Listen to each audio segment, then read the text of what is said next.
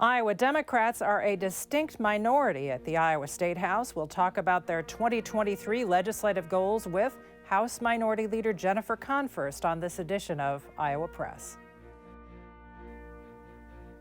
Funding for Iowa Press was provided by Friends, the Iowa PBS Foundation, the Associated General Contractors of Iowa, the public's partner in building Iowa's highway, bridge, and municipal utility infrastructure.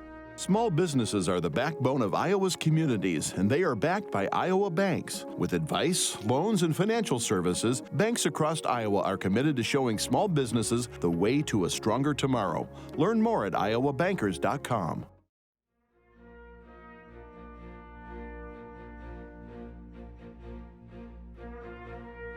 For decades, Iowa Press has brought you political leaders and newsmakers from across Iowa and beyond, celebrating 50 years of broadcast excellence on statewide Iowa PBS. This is the Friday, January 6th edition of Iowa Press. Here is Kay Henderson. Our guest on this edition of Iowa Press will be at the Iowa State House on Monday, January 9th, because that is when the Iowa legislature convenes for the 2023 session. Jennifer Konfrst, a Democrat from Windsor Heights, will be the leader of 36 House Democrats. She's one of the 36. Welcome back to Iowa Press. Thanks, I'm happy to be here. Also joining our conversation, Katarina Sostaric of Iowa Public Radio and Erin Murphy of the Gazette in Cedar Rapids. Representative Konfrst, you're in the Iowa House. Down the road a bit in the U.S. House, Americans this week watched some unusual drama in the election of the next House Speaker. We're wondering if something similar happened in the Iowa House like that, what would happen with if for some reason next week Iowa Republicans aren't able to unify behind Pat Grassley as House Speaker, which we don't expect to happen, to be clear, but hypothetically, what would happen in Iowa? Would the House still be able to function? What would that look like? I don't know. I mean, I'm happy to offer myself up as the next Speaker of the Iowa House, but I think it's going to take flipping the chamber to get that done. No, I think that, we're going to see, we would see some chaos as always, but one thing to remember is that 39% of the Iowa House is new. And so in many ways, we don't know how everyone's going to get along. We don't know who's going to be what. And I know that a majority as large as the Republicans have, it's pretty likely there's some disarray in their caucus as well. There are a lot of new members. You mentioned that's a result partially because of redistricting, right? Yep, a lot of it was, because redistricting and primaries that happened, but also just, new ways to, organize our districts meant a lot of people retired, and we got to have a lot of new folks in. So I'm excited. I think it's a new chance to turn a new leaf. Well, one of the major issues that'll be considered in the House this year is Governor Reynolds' proposal for state-funded scholarships that can be used for private school tuition. Do you think there are enough votes this year to get it done in the House after it failed for 2 years? I don't think there are the votes right now to get it passed. And I don't have a whip count, as I always say, Republicans don't let me know. But from what I'm hearing, they don't have the votes. We don't have a proposal yet. I think that's important to remember. We haven't seen what the governor wants to do, and that's going to be a lot of the issue. But Iowans don't want school vouchers. Iowans don't want to take public money and put it into private schools. And I think there are some Republicans who also have serious concerns about what this will do to communities with public schools. Will it make K-12 schools dry up in small towns, right? What are the impacts of taking that money away from public schools when we've already been underfunding them for so long? So I think that the book is not closed on that issue in any way, shape, or form. The governor did win by 19 percentage points after campaigning on that issue, though. How do you stop the priority of someone with such a big mandate from the voters? I think because at the end of the day, it's about what people are asking for, and people vote, for more than just one issue. People don't vote on one issue, and they probably heard the governor say that, but they had other reasons to vote for her. Or when they see the plan, they'll say, this is not good. This is not good for my schools. We don't have a private school in, 30 miles of us. So what's going to happen to my kids if they want to do this? Or what's going to happen to my public school when the money comes out? I think the devil's in the details here. And when you ask Iowans, do you want school vouchers? The majority say no. You're going to be intimately involved in this as a member of a newly formed committee, Education Reform Committee, so titled by the Republicans, House Republicans, who created this. What are you kind of expecting going into that and being part of that process of seeing the proposal when it first comes out and debating it and taking those first legislative steps. What are you expecting in that committee process? If I'm being honest, I'm sort of expecting the worst case scenario, right? I'm expecting a bill to come out that's really the worst of the worst when it comes to school vouchers. We start there and then we negotiate back, right? I'm the ranking member of the Education Reform Committee, and I'm actually thrilled to have a chance to be on that committee because it's important to remember that even though we're in the minority and Republicans have such a large majority, we have a voice and we represent Iowans there too. And we need to be able to say at every step of the process why this is not a good policy, what the impacts will be, and to shed some light on it. You know, the most important thing here is that Iowans have a seat at the table and that this doesn't happen behind the scenes. So the fact that it's part of its own committee is good, I think, because it really puts the focus on the issue and what the impact is. So when you say you think it'll be the worst of the worst, are you expecting the proposal? You mentioned earlier we don't have a bill yet. We're not sure if the governor will reintroduce what she did last year or if it'll be different. Are you expecting something, maybe even though last year's bill didn't pass, something even broader, something even bigger than last year's bill? It's hard to know, but I know, you know, as Katarina mentioned, with the large majority, you know, the governor passing by a lot or winning by a lot, a large majority, they're feeling pretty empowered up there, and so you don't know what will happen. But it doesn't matter what they put forward. I'm not going to support public money going to private schools. We already send $100 million of public money to private schools. That's plenty. And so we need to focus on the 485,000 kids in public schools, and that's what we'll be pushing for. But when it comes to the details of the bill, chances are I'm not going to like it. I just don't know how much. The Republicans who are going to be leading the tax writing committees in both the House and the Senate have said property tax reform is their priority. In the 2022 legislature, House Democrats made some proposals in regards to limiting property tax increases. What has been the discussion among House Democrats about their intentions to involve themselves in this coming debate? I think what we recognized then and what we recognize now is that property taxes are something we need to talk about at the legislature. It's time to look at them, to see what the costs are. But our goal is going to be to make sure that it lowers costs for Iowa families. That's the most important thing. It's what we're running on, it's what we ran on, it's what we're working on. And so when we're looking at proposals, we want to make sure that we're finding the balance between, you know, addressing the cost, the high rate, and also making sure that essential services are funded. And so it's finding that balance. We're waiting to see what they propose, to see kind of what our response will be. We're hearing so many different things. And sometimes in the middle of this, you can get really wound up in, I heard this rumor, or this is what we're hearing. But at the end of the day, we have to remember this is about people's pocketbooks, and this is about what people have to pay every single year. The assessment sheet always comes out in the middle of session, so we always get those letters at home and know and have reactions to that. I think we just need to make sure that we're listening to what Iowans want on this issue. The lobbying group Iowans for Tax Relief has suggested a 2-year statewide property tax freeze to let legislators come up with a proposal. Is that something that would be supported by House Democrats? Here's what happens too often. We hear from the other side that they're going to do a broad proposal that sounds simple. Freeze property taxes for 2 years while we figure it out. There are real implications for everyday Iowans on that, right? There are implications to public safety, implications to public education. So I think that what we need to do is have a little more nuance in our policy development and make sure that what we're working on actually works for Red Oak and Waukee, you know, and that we're talking about a statewide policy here. Communities have different needs. What do Iowans want us to do and address? And instead of just freezing things and kicking it down the road, let's really address it. Last year, there was something proposed by Senate Republicans that didn't ever get considered in the Republican-led House. It would have created a statewide sales tax by sort of getting rid of the local option sales taxes and raising the sales tax in about 50 different cities and counties, and using part of that money to fill the Outdoor Recreation and Natural Resources Fund. The House Speaker has said, no, we're not going to do that. Senate Republican, key Republican over there has said, I'd still like to sort of tinker and figure out how to do this. What is amenable to House Democrats in that regard? Well, I think a couple things. You know, we Iowans voted for the Recreational Trust Fund, you know, back in 2010, and we were going to fund it soon. And Iowans need clean water. We value clean water. We love our recreation. We love our trails. And so Iowans expect us to fund that trust, right?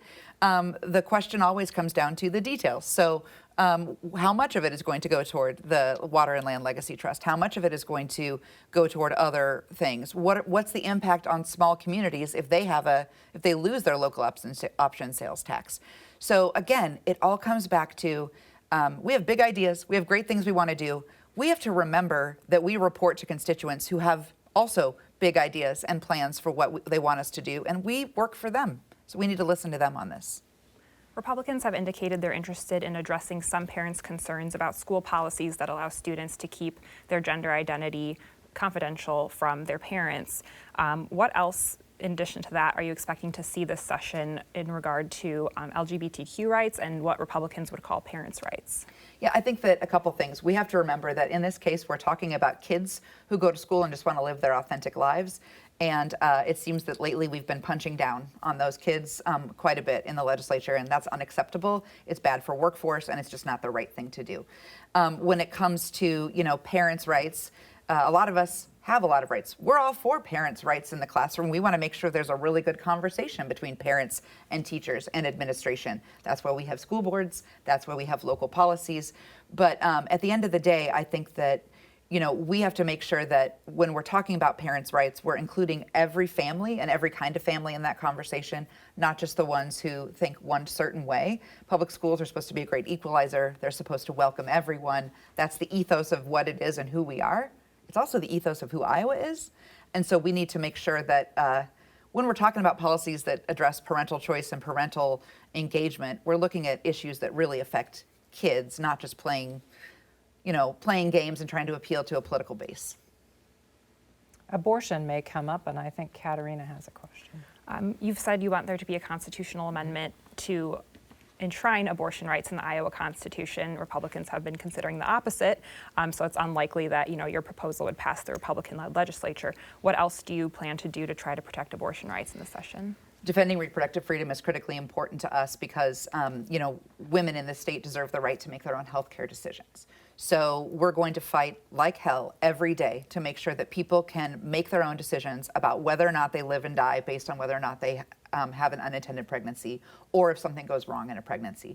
So when they're going to put things forward, we're going to fight them, and then we're going to try to make them as limited as possible. So that means ensuring, not just hearing from them, but ensuring that the life of the mother is protected in any legislation that comes forward. IVF and birth control are protected. We still have access to those services, and that survivors of rape and incest are protected in abortion bans. Republicans will stop at nothing until abortion is completely banned in the state. We can't get abortion put in the Constitution like I want to. We can at least make the legislation they put forward we can stop the damage as much as possible. The top Republican leaders have said that they want to wait until this current court case regarding abortion is decided by the Iowa Supreme Court. Do you think they'll wait until that's over? I think they should. I think they should wait quite a while. I think they also see the political tea leaves here and see that their position's not very popular. In fact, it's incredibly unpopular among Iowans. And so they might want to keep their head down a little bit for a while too. But frankly, I don't think they'll be able to help themselves. I think we will see legislation regarding dismantling reproductive freedom probably pretty early in the session. One issue that has been growing across the state and kind of creates some interesting political divides is carbon capture pipelines and the use of eminent domain to build these pipelines. I'm wondering, where House Democrats will fall on this? Do they side with landowners who are concerned that these pipelines are taking away from their land and not for the public good, or do House Democrats side with the companies who want to build these pipelines and say they can be good for the biofuels industry and creating a stronger renewable energy portfolio in Iowa? Well, I think as with anything, this issue is one that's not going to be that delineated, right? We are looking out for people who are concerned about the impacts of these pipelines in their communities, on their land. What are the environmental impacts? What are the, socioeconomic impacts of having these pipelines in their communities on their land? We're hearing rumors of, say, a 90% easement requirement on pipelines with only 10% available to use for eminent domain. having a conversation about voluntary easements is really important in this issue. Iowans deserve to be able to decide what happens with their land. And if they're compensated for it, I think that works out well if they have the option.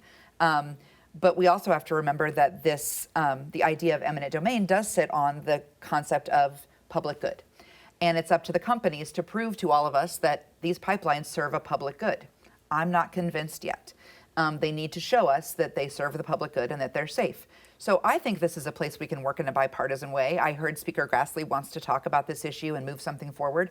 I'd like to work with him on that because I think together we can get something that's best for all Iowans, because this issue is really, it's divisive across the state, but it's very nuanced as well. So we need to be convinced that this is for the public good if we're going to be using eminent domain to take land. So where is there an opportunity for legislation? What kind of policy that would impact this, as you said, nuanced and multi-layered issue? Where can the state become involved, do you feel? Well, I think in terms of, requirements for what you need to build, how you get there, what the Iowa Utilities Board process is, how people who live on the land can make complaints. Currently, it's to county supervisors. Can they go to the utility board instead if they have problems? How do we make sure that cropland is taken care of? How do we make sure people are compensated? We have a role in this. What I know is that it's only going to get solved if we work together and solve it instead of it going behind closed doors and the governor just helping out her biggest donor. That's not the way this is going to get fixed. A few years ago, the legislature passed and the governor signed a children's mental health system, but there's never been a flush of cash headed that way to actually create it. How much is needed? I mean, different now than when it was created. Far more is needed. And what would it take for the legislature to come up with that money? I'm going to tell you what, we are in a mental health crisis in this state. You are right that we need more money now than we did before because there are more people who need mental health services now than before. I work at a university. I see young adults in crisis all the time. The pressures on kids are huge. Kids are facing mental health challenges like never before.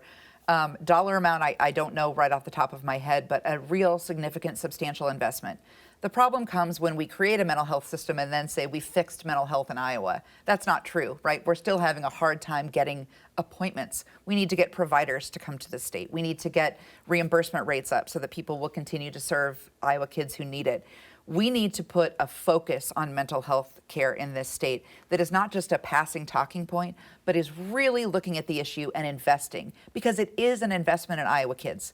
If we can help kids live emotionally, mentally healthy lives as kids, they will be more productive, better able to handle life as an adult, and they'll feel supported by their state, and maybe they'll even stay. So we think we need to do a better job without question.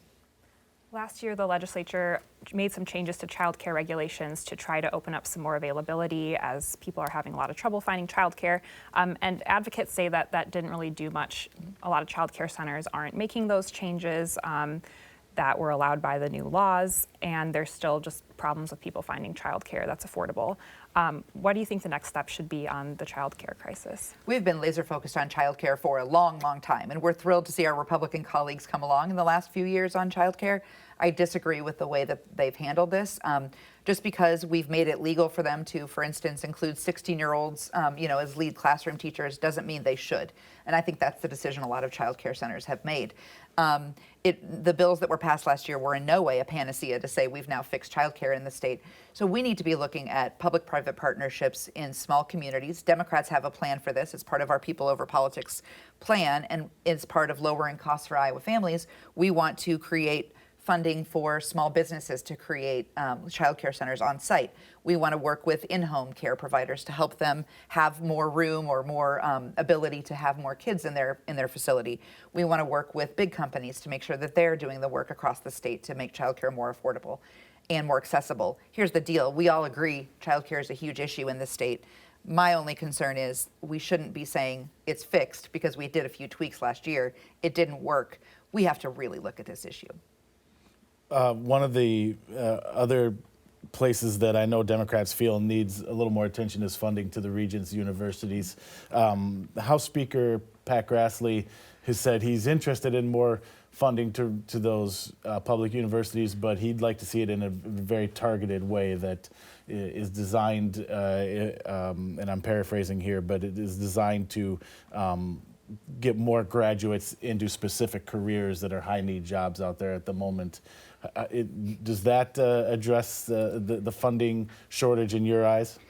Look, I think we need to be doing more funding for the regents because Iowa families are paying more than ever. I'm one of the families who's writing the check to the University of Iowa, and it's gone up, right? And I'm proud to have a Hawkeye student, but sure, there are families out there who are struggling to get their kids to the regents' institutions as we've put more burden on families and less on the state.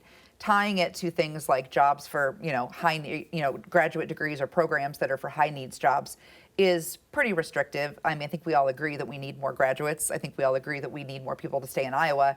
It seems to me that it's a little short-sighted just to pick a few jobs and say that's how we're going to give you the funding. Students graduate from the 3 universities all the time with all kinds of degrees, and they find jobs. And I think we need to be doing more than just finding majors at universities, and that's going to fix our workforce problem. We have a lot bigger things we can do to fix the workforce. So no, I think it needs to be a broader support, and I think we need to allow the universities the flexibility to train students and teach students in a way that's best for our environment and our world and our community. Voters in Missouri decided to make marijuana legal there in the 2022 election. It appears that Minnesota lawmakers are headed in that direction. Illinois has had recreational marijuana legal for a couple of years. House Speaker Pat Grassley says that that's just not something Iowa voters were asking of his candidates. Mm-hmm. You made that a priority for your candidates. Explain. Well, I think that there's a difference between what people are asking of your candidates and what Iowans say in well-respected polls. Iowans are saying over 50% of Iowans want recreational marijuana legalized in the state. The reason is because they want a safer product that they're already using, and they want it regulated here. Right now, it's not. They're sick of seeing the tax revenue go to Illinois, and now Missouri, and now Minnesota, right?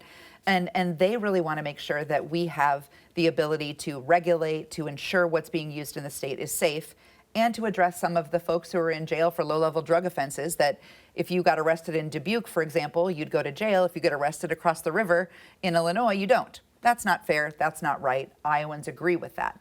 We hear from them that this is an issue that they want leadership on. And frankly, I think that there are some, I think that the idea that we just aren't going to look at this or aren't consider it is short-sighted at best.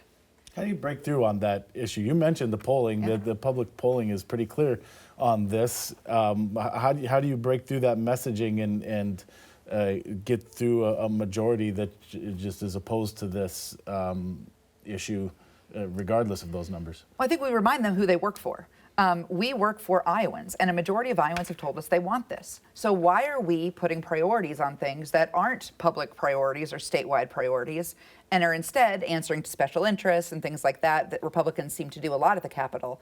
They seem to spend more time making sure that the special interests are appeased than they do making sure that the people are appeased. And that's what we're working to do, is answer to the people what they want. Put politics aside and listen to Iowans. If a majority of Iowans want something and there's a policy way to make it happen, we have a responsibility to listen to them and to move forward. You're one of the top elected officials who's a Democrat in the state of Iowa. What are you going to do to help the Iowa Democrats stop losing so many elections? Yeah, it's really important that we stop losing so many elections and start making the connections. Iowa voters are with us on so many issues, and it's our job to connect them to those issues and remind them that it's Democrats who are fighting for people. And so we're working on that. We're going across the state. We're talking. We're listening. Leader Walls and Auditor Sand and I have come together to say we're going to work on this issue on a regular basis to try to build a bench of Democrats who are community leaders who can really represent their local communities, to talk to Iowans about what Democrats stand for. Because when they hear what we stand for, they're with us. And then it's a matter of making that connection and turning it into electoral success. I would like to say we're going to make everything better by 2024. I think the state would be better if we did that. We're not going to. It's going to take some time, but we have to make progress each and every year, each and every month, and that involves listening to Iowa voters. As you set out to do that work, is the recent loss of Iowa's first in the nation caucus status going to make that work more difficult? Or I've heard some Iowa Democrats argue that may actually be a blessing in disguise. Look, at the end of the day, we're going to work with the environment we're in. We don't listen to what D.C. Democrats tell us to do anyway, so we'll see what happens with the caucuses. But when it comes down to what what Iowans want to hear, I think they want to hear from Iowa Democrats, right? So people flying in from all across the country is great, it's fun, it's exciting, and it's important because we have a role in the presidential nominating process. But spending a little more energy, a little more time on homegrown Iowa Democrats can't be a bad thing. So we're spending time making sure that Iowans know the Democrats aren't just the folks who fly in here every 4 years. They're your neighbor, they're your pastor, they're your doctor, they're the folks who live in your communities, and making those connections. We have just a little bit of time left. The Secretary of State of Iowa has made a proposal to uniformly address recounts. Is that something that you have already come up with a plan on? We want to see, we're working on some plans. We found a lot of problems this year with recounts, a lot of close races in the state of Iowa this year. And we want to make sure that every Iowa vote counts. And so the process needs to be unified in some way, we think, because there are differences, right? You should have the same process in Lynn County that you have in Scott County, for example. And so we're open to that idea, as long as the goal remains, make sure every Iowa vote counts. We should always err on the side of counting the votes rather than looking for reasons to throw them out. Well, I'm counting the seconds, and we don't have many of them left. Thank you again for joining us on this edition of Iowa Press. Thank you for having me. You can watch every episode of Iowa Press online at iowapbs.org. For everyone here at Iowa PBS, thanks for watching.